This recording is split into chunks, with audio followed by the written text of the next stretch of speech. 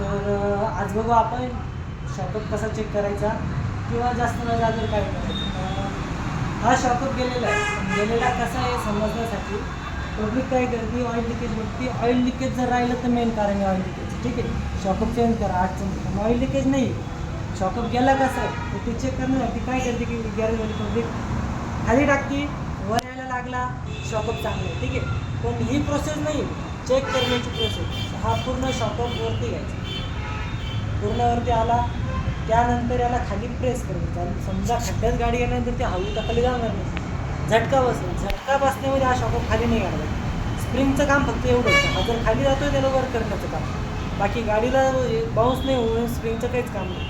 याचं काम आहे ज्यावेळेस मी झटका देऊन खाली हा अटकला पाहिजे. अटकला म्हणजे शॉकअप चांगला आहे. ठीक आहे, तर आता बघू आपण शॉकअप अटकतोय आणि वापस वर येतो. बाकी स्लो मुवमेंट आहे तर दुसरा जो स्प्रिंग लावली तर फास्टमध्ये वर येतो.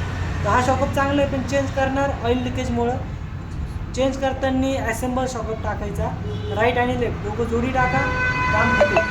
ठीक आहे, आणि असंच काही जर नवीन ट्रिक पाहिजे असेल तर चॅनलला फॉलो करा.